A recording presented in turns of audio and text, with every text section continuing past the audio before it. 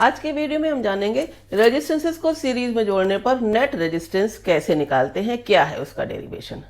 देखो, resistance current की रास्ते की रुकावट होता है, उसे शो करते हैं ऐसे जिगजैग तरीके से बना के, सिंबल उसका आर होता है। यहाँ मैंने दो रेजिस्टेंसेस लिए हैं, उनको सीरीज में जोड़ना है तो कैसे जोड़ेंगे। पहले रेजिस्टेंस का दूसरा एंड लिया, उसे दूसरे रेजिस्टेंस का पहला जोड़ दिया, फिर अगर और होता एक तो दूसरे के आखिरी से तीसरे का पहला जोड़ देते, लाइन से जोड़ते चले जाएं। और पहले के एक एंड से बैटरी का एक टर्मिनल और जितने भी रेजिस्टेंस जोड़े हैं सीरीज में उस लाइन के आखिरी एंड से बैटरी का दूसरा टर्मिनल जोड़ देते हैं। बैटरी से करंट चलती है। अब करंट सभी में जाएगी, सब में सेम रहेगी। क्यों? क्योंकि करंट के बहने का और कोई रास्ता ही नहीं है, बट सकती ही नहीं है। यहां से जो चली लाइन से सारे रेजिस्टेंस जुड़े हुए, सब में करंट सेम रहेगी और निगेटिव में चली जाएगी। जितनी पॉजिटिव से चली उतनी निगेटिव में आ गई। तो फंडामेंटल बात क्या है कि हर रेजिस्टेंस जो सीरीज में जुड़ा है सब में करंट सेम होती है।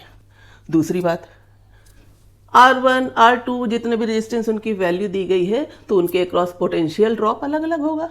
क्या होता है फॉर्मूला? V = IR। तो इसके अक्रॉस V1 होगा, इसके अक्रॉस V2 होगा। जितने सीरीज में जुड़े हैं कैसे निकालेंगे? V1 = IR1, V2 = IR2 और सबका वोल्टेज जोड़ दिया जाए। पोटेंशियल ड्रॉप किसके बराबर आएगा? इस बैटरी के V के बराबर। वही लिख दिया गया, V = V1 + V2।